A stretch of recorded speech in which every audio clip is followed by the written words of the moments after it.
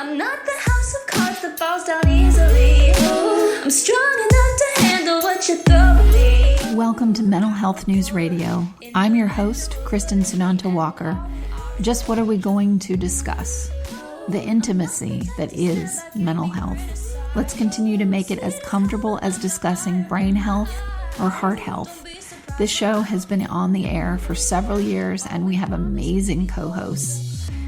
And then we created a network of podcasters on mentalhealthnewsradionetwork.com, a place where every possible facet of mental well-being can be talked about openly. My show, after several hundred interviews, the format is this: intimate, deep, funny, touching, sometimes uncomfortable, but always vulnerable conversations with interesting people. The goal is to have you, our listening family, many of you who have become my good friends, feel as though you are listening in on private conversations. Thank you for tuning in and becoming part of this amazing journey with me, and now with our network of podcasters. Just knowing this podcast might be helping any of you realize you are not alone on this journey called being a human being makes doing this podcast worth every second. After all we promised, we'd be cordial.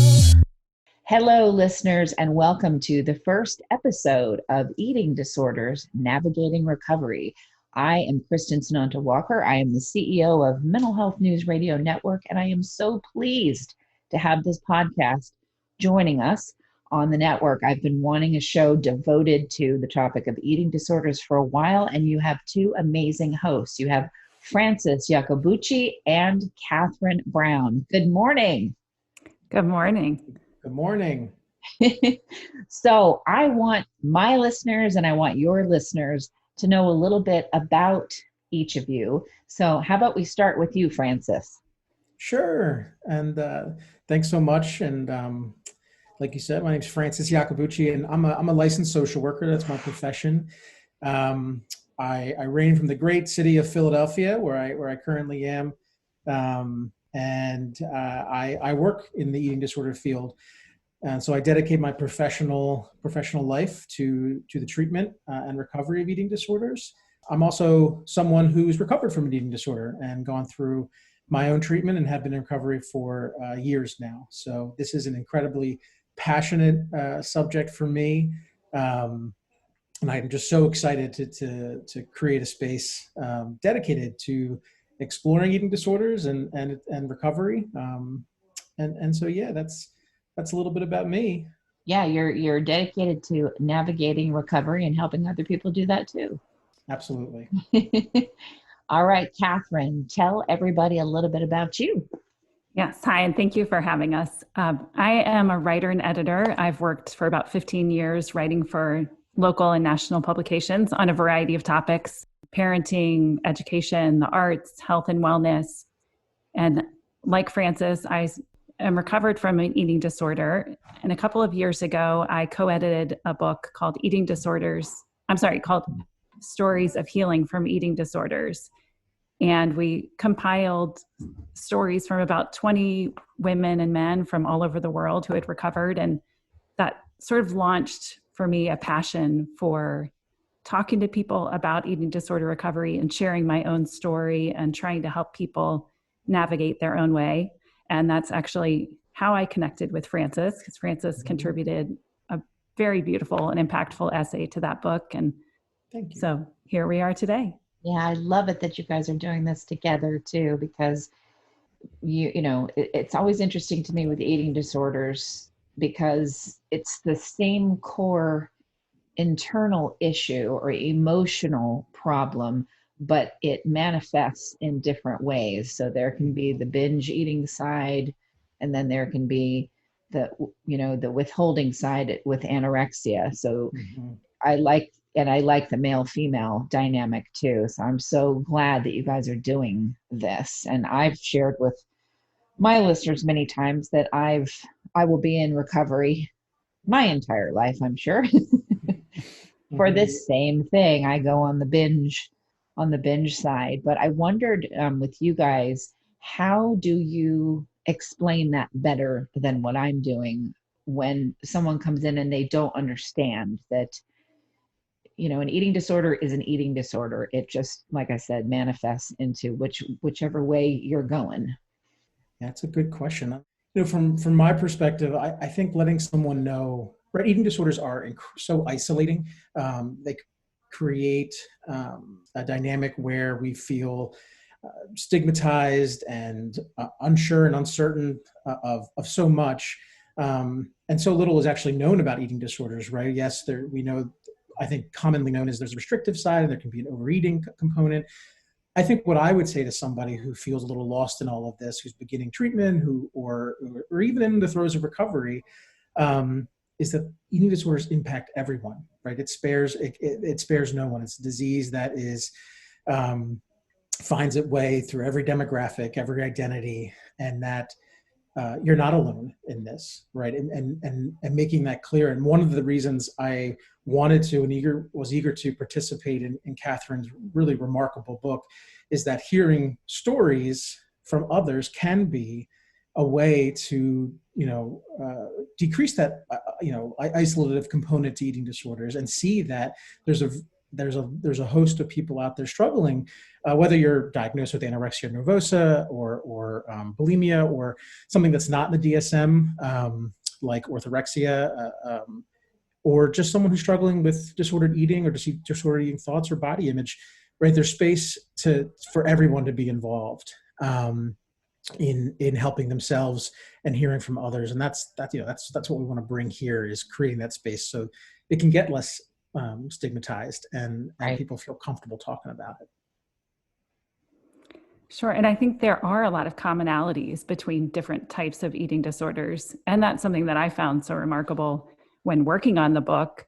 I read an essay like Frances's, and we have very different experiences. We battled different kinds of eating disorders, but there were elements of what he said that were so truthful for me and related so much to my own experience. There are differences for sure. And I think it has to do with brain chemistry and neuroscience, which I somewhat understand and can't necessarily articulate well today, but there are, things that happen that push people one direction or the other. And I think there's concern for me with that, because I feel like to some extent people tend to almost praise, more restrictive behaviors. That's something that's deemed virtuous in our society, to withhold food, because diet culture is so pervasive. And the flip side of that is often deemed, very negative. To binge or overeat is thought to be, very indulgent and greedy, and has all these negative connotations. And I feel like that can be so dangerous, because, they really are coming from the same place. One is not better than another. And, people shouldn't feel more shame because they have binge eating disorder or over restrictive disorder. So, that's something that I'd like to help people better understand as well. Yeah, it's fascinating to me. We just did our first filmed episode called Mixed Nuts, Comedians and Mental Health. And one of the comedians talked about in her stand-up act, she talked about having an eating disorder, and hers is binge eating. And, it was interesting because we got into a discussion after the show about how it is considered a mental illness, but there are sometimes people that are even in the eating disorder field that don't want to say that because of the stigma surrounding mental illness. And I always thought that was just utterly fascinating. Well, Frances, what's your take on that, being, a counselor in the field? Yeah, it's interesting. And I've encountered some of what you were saying specifically, and also encountered, mental health practitioners, whether they're therapists or whether they're dietitians, who either are exhibiting their own sort of patterns of not necessarily an eating disorder, but their struggles with understanding their bodies and the connection with food, or, in some cases they are struggling with their own disordered eating patterns. But yeah, sort of talking about food and body, not an eating disorder specifically, not necessarily as a mental illness, as a way to make it feel safe, when in reality, all that's doing is, like you said, just creating more and more stigma around it, right? So it's not necessarily, when I've seen it, and I certainly have, it's not necessarily coming from a place of malintent, but it's coming from a place of maybe trying to make someone who's struggling with this feel better more instantly, Right. more safe or more secure in their space, which is, part of the job, but Yeah. also not doing any favors, right? And I think that's a big part of this podcast, is speaking directly about it, right? And giving it and what's the word? Giving less power to the actual eating disorder itself. Right. Right, exactly. And there's so many ways. I mean, you dip over into the self-harm side of things, where you have people that are cutters and, do all kinds of other things for self-harm. Well, self-harm is also what an eating talk about, immense self-harm. I know this for myself, Sure. So Sure. all of those things weave and bend and can be co-occurring. Right.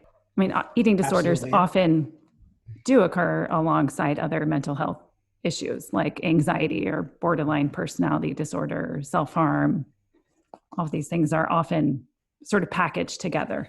To say on your point about self-harm, there's actually a lot of correlation between specifically bulimia and self-harm. And right, they have actually, when we talk about the brain, and we'll get into that in our show and hopefully bring on experts to talk about that. But it's the release of what you gain from both self-harm and something like bulimia is the same. So there's actually a lot of correlation among self-harm and eating disorders. I will say eating disorders aren't actually classified as self-harm, which is interesting, right? Because I think, to your point and your own experience, and I can certainly say for myself, it feels very much like that. Yeah. So even in the field, when practicing, we have to delineate between, an eating disorder that's within the clinical definition and self-harm within the clinical definition, understanding that they're so interrelatable. And the reason for using those coping mechanisms may be the same. Absolutely. I mean, I just think about forever, I had to feel full. I couldn't eat enough to feel full. And then I still need to feel full. I've done, so much therapy, I feel like I could levitate at this point, and I know that's not how it works, but that's my little funny joke. But, but it's like, now I still have to, I stopped going, okay, well, you'll be recovered when you don't need to feel full. And then I went, okay, well, now we're going to evolve beyond those thoughts and realize that I'm always going to want to feel full. That's something that comes from early childhood trauma. And it's okay to want that. I just need to do the things that I do in order to manage it. It isn't something that's, probably going to go away, but I have better skills now and so much more self-care to go, okay, so you like to feel full. What foods make you feel full? Well, rice. So I will make like rice and salmon. And if I eat that, I feel really full and it's healthy, instead of like eating a whole cake like I have done in my life, or a whole box of Zingers. How many times have I cleared a box of Zingers in one sitting? But that need to feel full, I can do it in a healthier way, and I'm soothing that need within me to feel that fullness. And I know you both know what I'm talking about. Yeah. I do, and I think I can relate, first of all, on a personal level, that idea of needing more and more and more to fill the void, as is Yep. said. And I think it's so wonderful that, I think, like you said, through years of your own work, you've been able to separate, the emotional side of this, which is your history, right? Your childhood, as you said, and food, right? You can separate that. And so often and oftentimes, not all the time, oftentimes with eating disorders, that separation hasn't happened yet, right? There's still a huge connection, or maybe even a disconnection, between understanding the emotional baggage you bring to a space and to your life Right. versus, and how that connects with food and using food as a way to manage it all. So I relate to that hard. I think about it too in terms of, there's so much, all of it correlates also to our self-image, which, hello, how many ways does society, play with everybody there? So as I started to get into doing more things on video, I was really coming up against self-image. Oh my gosh, I have to wear makeup. I have to lose weight. I have to, and all that does is make me want to eat more. So it's been interesting to continue to find ways to feel full, not just with food, but emotionally full in a healthy way, and let go of that care around my outward appearance. Because in what we do, all three of us, it's really about your insides. I mean, this whole show that you're talking, that you guys are doing is about your inside. So I will say this because I haven't said it on my show yet. We're at the end, or the tail end, of the first wave of COVID, and I couldn't wait to get my hair cut. I just couldn't wait. I couldn't stand it anymore. And I was in my bathroom and I saw my dog clippers. I picked them up and I G.I. Janed my hair. I just buzzed it all off. And and my exec producer said, "Why would you do that 2 weeks before we do your first?" It was so freeing in the same way that we're talking about body image. It was like, okay, this is really, it seems like, oh yeah, I picked up my dog clippers. How funny. But I don't do anything without meaning behind it, because that's just how I live my life. I wouldn't do this network if I was just frivolously skipping through life. But I thought that was the last thing I needed to do, to let go of that early childhood stuff around my looks being so important before I get on film. Wow. Right. It was Yeah. very healthy, very healthy.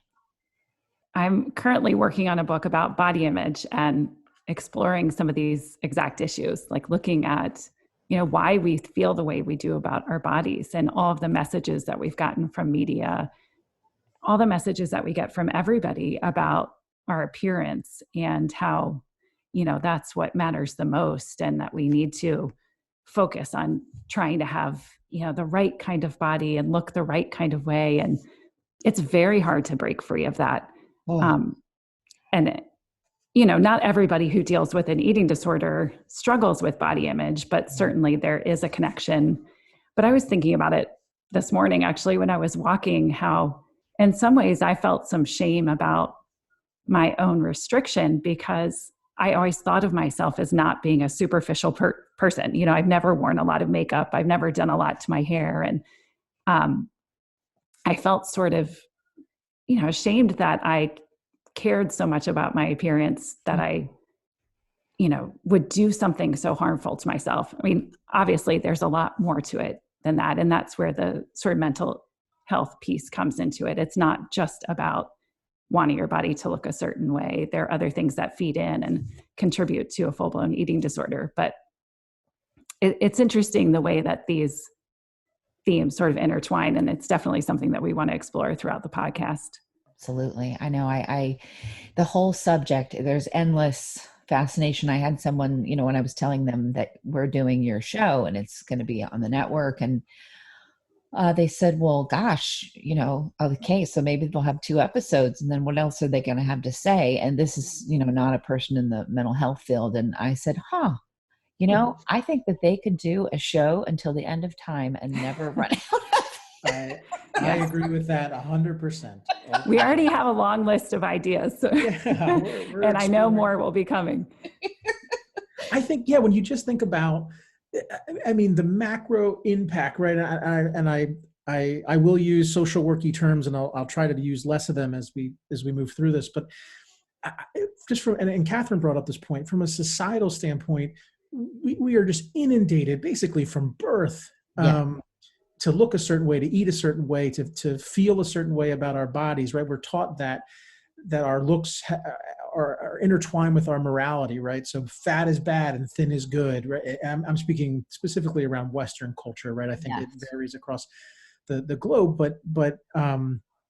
and how that, intersects with race and gender and sexuality, right? I mean, to your point, Kristen, this could be a podcast to the end of time, and we're so. I know Catherine and I have had numerous conversations leading up to this, and just how excited we are to explore all of those topics, right? And so I hope that person listens. I really do. I do Yeah. too. Yeah.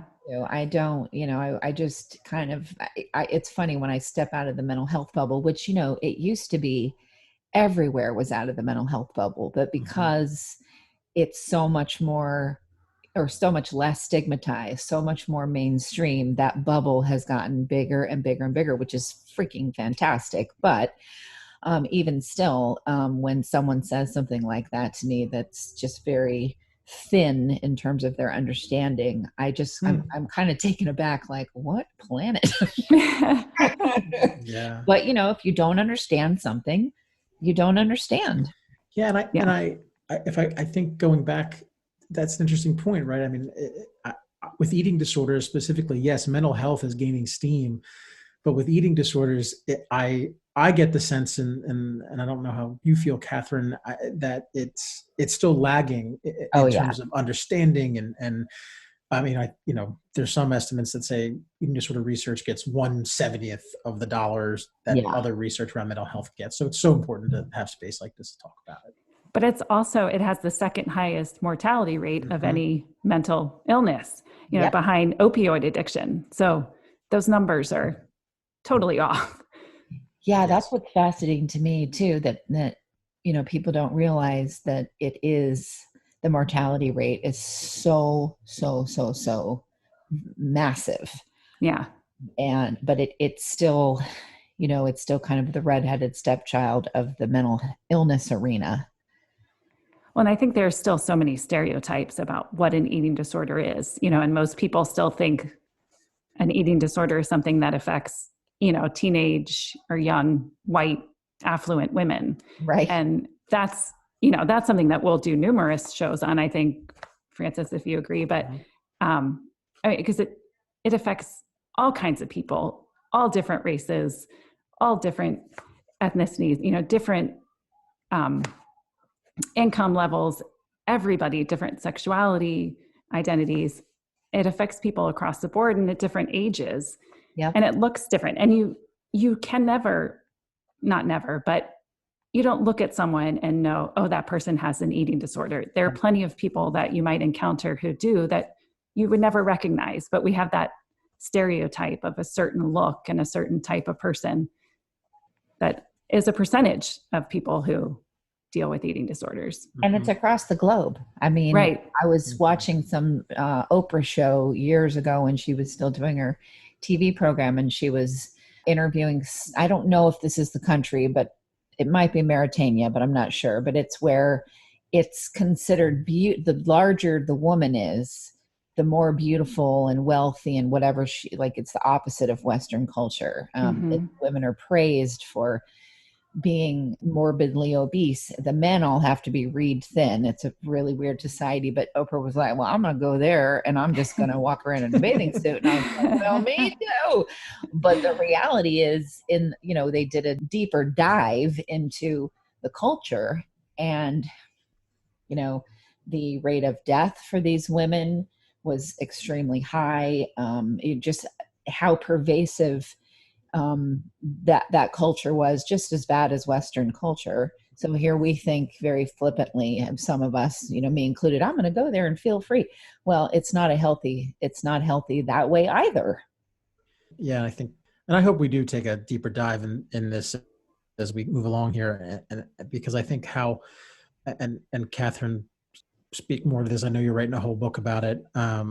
But just how body image really came to be in this country, specifically in part of Western culture, and how it's so intersected with racism. And it's so, just reading the history and there's plenty of literature out there around it.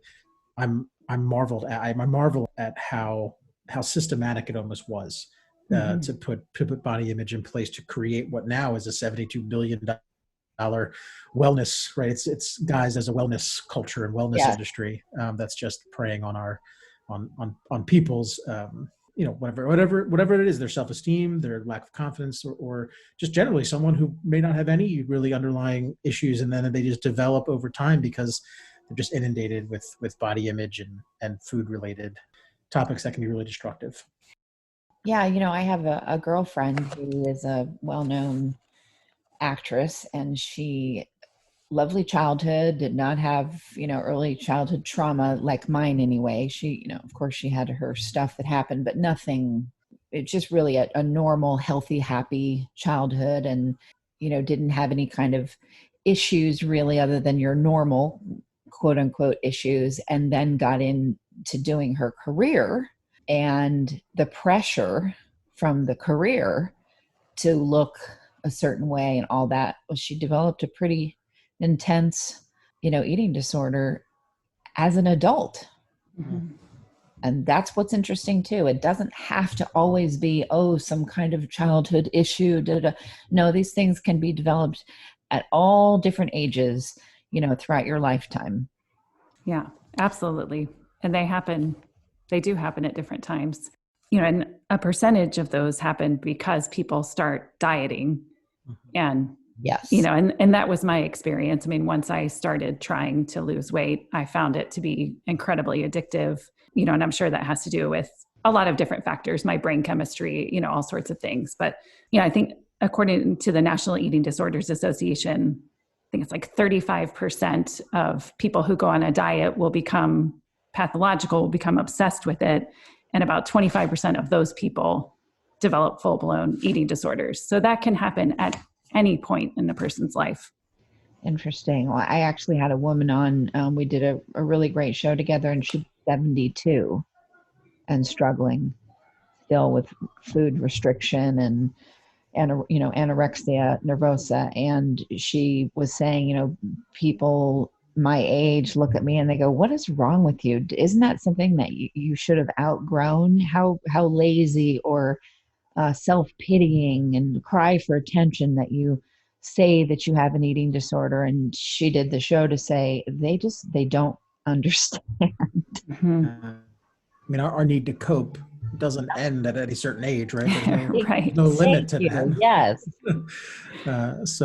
So yeah, if Right. if there's not other ways to manage in place, I think it actually makes it's not unusual for people to go towards food and body as a way to find a way to feel better. Well, it's the thing that you can have ultimate control over. Mm-hmm. I've been finding it interesting with all of the self-isolation, all the jokes that have been thrown around about COVID calories. And I'm like, yeah, I get it. If I wasn't walking every day, I would have put on a good amount of weight from this. And a lot of my friends are too, even people that don't, struggle, but all of my friends that struggle with the binge eating side, we've all been like, yeah, this is, you're panicked. You don't know what's going on in the world. It's kind of, it's kind of scary, or it's very scary. Maybe you have some loss. Absolutely. And what ways have you coped in the past? Well, there's your refrigerator 3 feet from you all day long. Right. But for someone with a restrictive background, it can be really, really difficult to see those posts or to hear people talk about the quarantine 15, because there's that huge fear of gaining weight, as if the most worrisome and scary thing of this whole pandemic would be weight gain, which is a ridiculous thought. So Francis and I were in a call a couple of weeks ago, and someone talked about reframing this idea of the quarantine 15 to focus on, maybe 15 minutes of doing something that you really enjoy, or a list of 15 ways that you show love, or, whatever it is, finding a way to reframe that so that it's not about weight. Because I mean, that whole concept, reveals a certain underlying fat phobia that can be harmful to people in larger bodies, can be harmful to people who have restricted it's just across the board. Great point. Great point, Catherine. Yeah. And I think going back to the earlier question around clinicians and practitioners in the treatment world, and I hope we talk about this so much, but the fat phobia comes out so much, right? That this is even in the treatment world, right? It's all about maintaining some sort of normal weight, right? Like I try to say, and I heard it from somebody, and I don't remember who I heard it from, but I love it.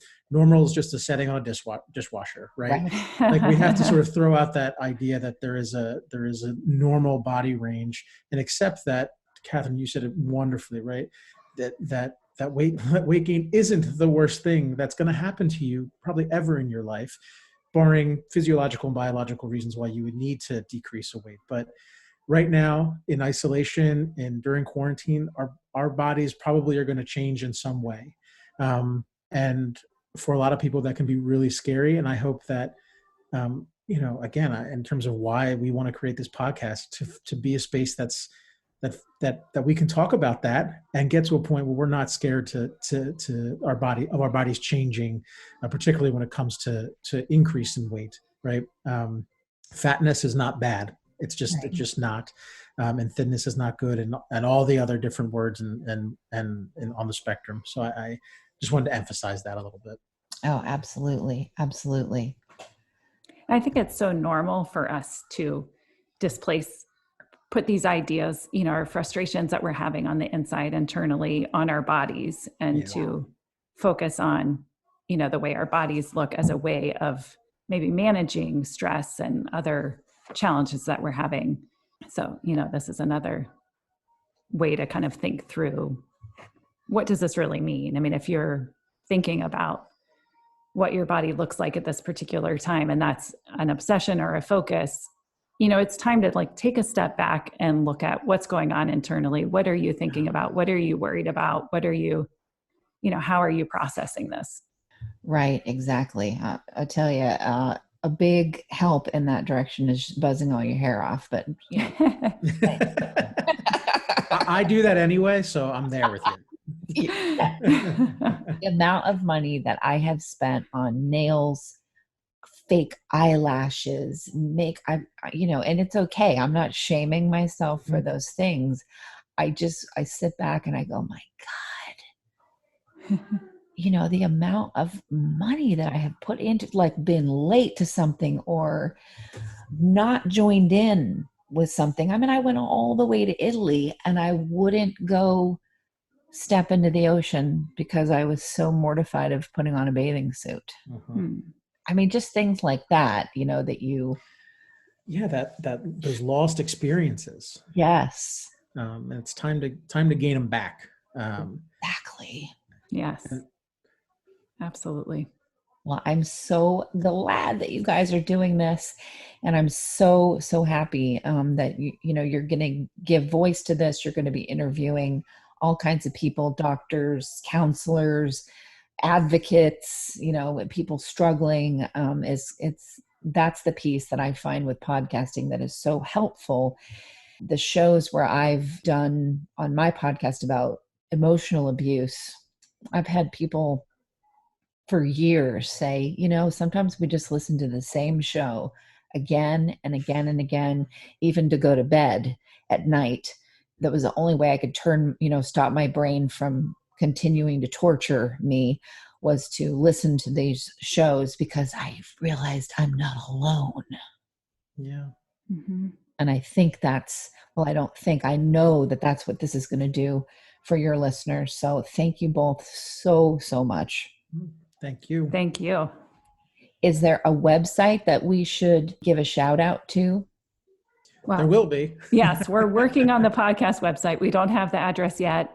You can go to the book that I developed and that Frances contributed to, and that's hoperecoverybook.com.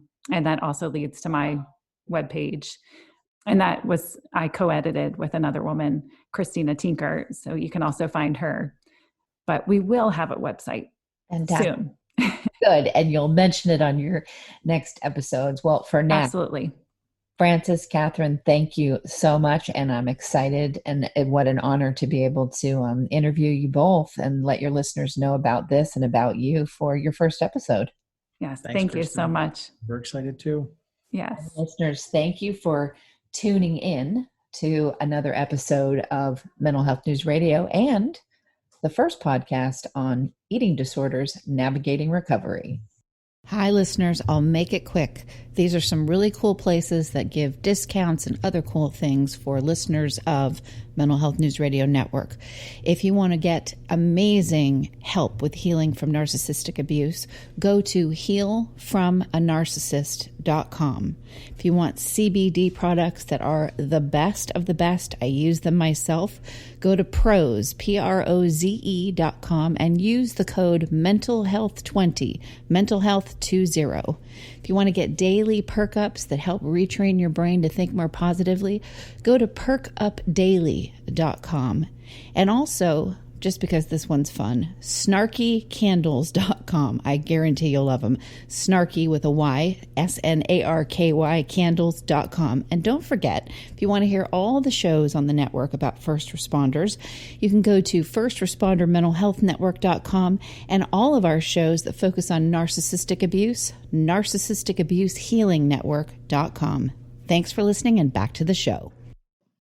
Sometimes I'm passive aggressive, but never without good intentions. I heat up and act on my emotions. Thanks so much for listening to Mental Health News Radio. Our podcast can be found on iTunes, Stitcher, and hundreds of other podcast apps, or you can visit our website at mentalhealthnewsradio.com.